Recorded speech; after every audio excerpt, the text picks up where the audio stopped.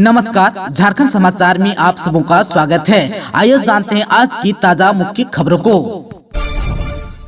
झारखंड के पूर्व सीएम हेमंत सोरेन की ईडी कोर्ट में पेशी, भेजे गए होटवार जेल।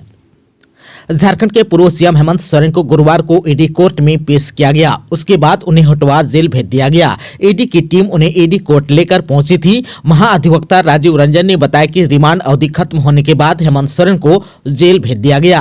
आप सबको बता दूं कि पिछले कई दिनों से रिमांड पर लेकर ईडी के अफसर उनसे पूछताछ कर रहे थे। रांची के बड़गाई अंचल के जमीन मामले में ईडी की टीम ने उन्हें 31 जनवरी को ही गिरफ्तार किया था। झारखंड के पूर्व सीएम हेमंत सोरेन की रिहाई के लिए सरना स्थल पर पूजा, आदिवासी समाज की महिलाओं ने मांगी मन्नत। झारखंड की राजधानी रांची के करमटोली चौक स्थित धुमकुड़िया भवन के समीप सरना स्थल पर पारंपरिक विधि विधान से आदिवासी समाज की महिलाओं ने गुरुवार को पूजा अर्चना कर और पूर्व सीएम हेमंत सोरेन की जल्द से जल्द रिहाई की मन्नत भी मांगी। उन्होंने कहा कि केंद्र सरकार द्वारा जांच एजेंसियों की मदद से झूठे और बेबुनियाद केस में फंसाकर हेमंत सोरेन को जेल भेज दिया गया है। आप सबको बता दो कि 31 जनवरी को जमीन घोटाले से जुड़े मनी लॉन्ड्रिंग केस में लंबी पूछताछ के बाद ईडी की टीम ने उन्हें गिरफ्तार कर लिया था। आप सबको एक बार फिर से बता दूं कि झारखंड के पूर्व सीएम और झामुमो के कार्यकारी अध्यक्ष हेमंत सोरेन की जल्द से जल्द रिहाई के लिए आदिवासी समाज की महिलाएं पारंपरिक वस्त्र पहनकर रांची के करमटोली स्थित धुमकुड़िया भवन के समीप सरना स्थल पहुंची और आराधना की। उन्होंने कहा कि केंद्र सरकार ने उन्हें साजिश कर जेल भेजा। उनकी जल्द रिहाई, मुकदमों से बरी होने एवं सकुशल घर वापसी के लिए उन्होंने मन्नत मांगी है। किसानों ने 16 फरवरी को बुलाया भारत बंद, झारखंड कांग्रेस का मिला समर्थन। देश भर के किसान संगठन अपनी विभिन्न मांगों को लेकर 16 फरवरी को भारत बंद बुलाया, जिसका समर्थन करने का ऐलान झारखंड कांग्रेस ने भी किया है। वहीं प्रदेश प्रवक्ता सोनाल शांति ने बताया कि किसान संगठन की मांगों और केंद्र सरकार की ओर से किसानों पर किए जा रहे अन्याय के विरोध में 16 फरवरी को बुलाए गए भारत बंद का कांग्रेस समर्थन करती है। 16 फरवरी के भारत बंद का समर्थन झारखंड में भी कांग्रेस पूर्ण रूप से करेगी। अलाकमान की ओर से जारी दिशा निर्देश पर प्रदेश अध्यक्ष राजेश ठाकुर ने सभी जिला अध्यक्ष, प्रदेश पदाधिकारियों को निर्देश जारी कर अपने अपने जिलों में भारत बंद का समर्थन करने का निर्देश दिया है। 5वें मंत्री पद पर कांग्रेस का जेएमएम से डिमांड, जेएमएम से सुदीप सोनू का मंत्री बनना तय।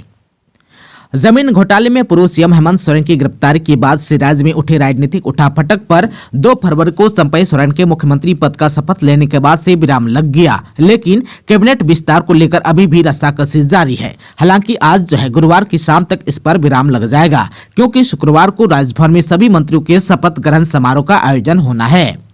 हेमंत सरकार के 4 साल के कार्यकाल में 12वें मंत्री का पद खाली पड़ा था, लेकिन गठबंधन सरकार के नेता को बदलने के बाद अब कांग्रेस की ओर से 5वें मंत्री पद की दावेदारी की जा रही है। पार्टी का आलाकमान इस पर मुहर भी लगाने के तैयार में जुटा हुआ है। मिल रही जानकारी के मुताबिक कि 5वां मंत्री अगर कांग्रेस कोटि का होता है तो महागमा विधायक दीपिका सिंह पांडे का नाम सबसे ऊपर चल रहा है, क्योंकि विधायक दीपिका सिंह मंत्री के सभी अहर्ता को पूरा कर रही है। इसके साथ ही खिजरी विधायक राजेश कश्यप और बेरमो के विधायक कुमार जयमंगल सिंह उर्फ अनूप सिंह भी मंत्री बनने की रेस में शामिल है। हालांकि इनमें से एक नाम पर पार्टी के केंद्रीय महासचिव केसी वेणुगोपाल को अंतिम मुहर लगानी बाकी है। पूर्व में हेमंत सरकार में शामिल 4 मंत्रियों को बदलने के मूड में कांग्रेस नहीं दिख रही है। इसके पीछे आगामी लोकसभा चुनाव को देखा जा रहा है, लेकिन वित्त मंत्री रामेश्वर उरांव का सरकार में कद छोटा करने के साथ पार्टी के विधायक दल के नेता आलमगीर आलम को उप मुख्यमंत्री के साथ सरकार में कद बढ़ाने की तैयारी में भी है। इधर चंपई सरकार में गिरिडीह से विधायक सुदीप कुमार सोनू का मंत्री बनना करीब करीब तय हो गया है। सुदीप सोनू को मंत्री बनने का सुझाव जेएमएम के कार्यकारी अध्यक्ष हेमंत सोरेन ने खुद दिया। इसके साथ ही हेमंत सोरेन के छोटे भाई बसंत सोरेन को सरकार में दर्जा प्राप्त मंत्री पद दिया जाएगा। इसके साथ ही अगर गांडे विधानसभा सीट पर उपचुनाव होता है तो हेमंत सोरेन की पत्नी कल्पना सोरेन का उपचुनाव लड़ना तय है और उसके बाद सरकार में शामिल किया जाएगा।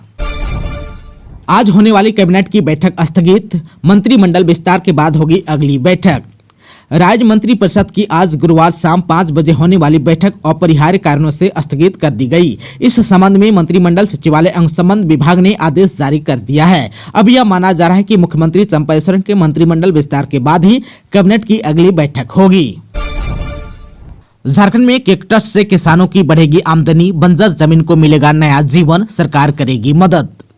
बंजर भूमि में कांटा रहित कैक्टस लगाकर आय प्राप्त करने की दिशा में झारखंड आगे बढ़ रहा है। इसके लिए सरकारी पहल तेज भी है। प्रधानमंत्री कृषि सिंचाई योजना के वाटर शेड विकास घटक के तहत वाटर शेड परियोजना में कांटा रहित कैक्टस की खेती को बढ़ावा देने के लिए ऐसा किया जा रहा है। इसके तहत राज्य के ग्रामीण विकास विभाग का यह उद्देश्य है कि कांटा रहित कैक्टस के माध्यम से किसानों को लाभान्वित किया जाए। अपनी परंपरागत खेती बाड़ी के अतिरिक्त किसान अब बंजर भूमि का इस्तेमाल कैक्टस रोपण में कर सकते हैं। झारखंड स्टेट वाटरशेड मिशन यहाँ की 68% बंजर भूमि को जीवंत बनाकर कमाई का जरिया बनाने की दिशा में बढ़ रहा है। इसकी खेती और रखरखाव बहुत जटिल नहीं है, वहीं लंबे समय तक आय का स्रोत तैयार हो जाएगा। आप सबको बता दूं कि सरकार ने यह प्रावधान किया है कि इसका लाभ झारखंड का कोई भी किसान ले सकता है। ऐसे जमीन जहां सिंचाई की व्यवस्था नहीं है और वह जमीन बंजर हो गई है, किसान उसका उपयोग नहीं कर पा रहे हैं, ऐसे में अपनी बंजर जमीन कैक्टस लगाने के लिए दे सकते हैं। सरकारी स्तर पर उस जमीन पर कैक्टस की खेती की जाएगी। इसके बाद की सभी व्यवस्थाएं ग्रामीण विकास विभाग ही करेगा। किसानों को देखभाल की जिम्मेवारी संभालनी होगी। आप सबको बता दूं कि कैक्टस का इस्तेमाल जो है कई तरह के उत्पादों के निर्माण में होगा। इस तरह के कैक्टस में कांटे नहीं होते हैं, ऐसे में इसके रखरखाव में भी परेशानी नहीं आएगी। कैक्टस से जैविक उर्वरक, पशु चारा, खाद्य पदार्थ, जैव ईंधन, कृत्रिम चमड़ा आदि के निर्माण हो सकेंगे। सरकार के माध्यम से किसानों को बाजार उपलब्ध कराया जाएगा। बाजार के लिए भी ग्रामीण विकास विभाग ने खाका तैयार कर लिया है। 17 फरवरी तक राज्य में दिखेगा कोहरे का असर। पिछले 24 घंटे में रांची में 35 mm बारिश। पिछले 2 दिनों से राजधानी के अलग अलग हिस्सों में बारिश हो रही है। वहीं पिछले 24 घंटे के दौरान भी राज्य में बारिश दर्ज की गई। मौसम विज्ञान केंद्र की माने तो 15 फरवरी यानी कि आज भी राज्य के कुछ हिस्सों में बारिश की संभावना है। इसमें राज्य के पूर्वी और मध्य हिस्सों में बारिश की संभावना है, जिसमें देवघर, धनबाद, दुमका, गिरिडीह, गोड्डा, जामताड़ा, पाकुड़, रांची, बोकारो, गुमला, हजारीबाग, रामगढ़ जिला शामिल है। मौसम विज्ञान केंद्र की माने तो 16 फरवरी से राज्य का मौसम साफ हो जाएगा। हालांकि इस दौरान सुबह और शाम के समय कोहरा का प्रभाव देखा जाएगा।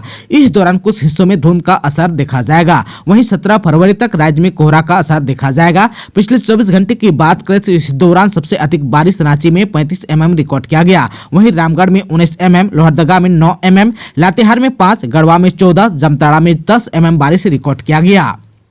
मौसम विज्ञान केंद्र की माने तो 16 फरवरी से राज्य के तापमान में भी गिरावट दर्ज की जाएगी, जो धीरे धीरे 4 डिग्री तक गिरावट होगी। तापमान में गिरावट आने वाले 3 दिनों तक जारी रहेगी, जबकि 20 फरवरी के बाद तापमान में वृद्धि दर्ज की जाएगी, जिससे लोगों को ठंड से राहत मिलेगी। आप सबको बता दें कि पिछले 2 दिनों के दौरान राज्य के कुछ हिस्सों में ओलावृष्टि हुई। इसमें राज्य के पश्चिमी और मध्य हिस्से शामिल है। विशेषकर पलामू, लातेहार, गढ़वा, चतरा जिले में ओलावृष्टि हुई, जिससे जनजीवन के साथ फसल भी बर्बाद हुआ। रांची में भारत और इंग्लैंड के बीच टेस्ट मैच 23 से 27 फरवरी तक। रांची में अंतर्राष्ट्रीय क्रिकेटरों का जमावड़ा लगेगा। 23 से 27 फरवरी के बीच रांची में भारत और इंग्लैंड के क्रिकेटर चौथे टेस्ट मैच में एक दूसरे के आमने सामने होंगे। JSCA अंतर्राष्ट्रीय क्रिकेट स्टेडियम में भारत इंग्लैंड की टीम 5 टेस्ट मैच की सीरीज का चौथा टेस्ट मैच खेलेगी। 5 टेस्ट मैचों की सीरीज में दोनों ही टीमें एक मुकाबला जीत चुकी है। तीसरा टेस्ट मैच आज 15 फरवरी से राजकोट में खेला जा रहा है। चौथा टेस्ट मैच रांची में 23 से 27 फरवरी को खेला जाएगा। आखिरी टेस्ट मैच धर्मशाला में 7 से 11 मार्च को खेला जाना है। रांची में खेले जाने वाले मैच को लेकर JSCA प्रबंधन ने टिकट दर जारी कर दिया है। इस टेस्ट मैच का सबसे सस्ता टिकट 400 रुपए का होगा, वहीं सबसे महंगा टिकट 2000 रुपए का होगा। यानी कि 400 रुपए खर्च कर आप एक दिन का मैच देख सकेंगे। इस आधार पर 5 दिनों का मैच देखने के लिए कम से कम 2000 रुपए खर्च करने पड़ेंगे।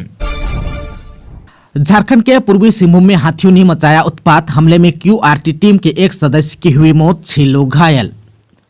झारखंड के पूर्वी सिंहभूम जिले के बरसोल थाना क्षेत्र के सांडरा पंचायत के लोधनवानी गांव में बुधवार की देर रात 10 हाथियों के झुंड ने जमकर उत्पात मचाया। ग्रामीणों ने हाथियों को भगाने के लिए पश्चिम बंगाल के बकुड़ा से QRT टीम बुलाई। इस दौरान हाथियों के झुंड ने QRT टीम के एक सदस्य को उठाकर पटक दिया।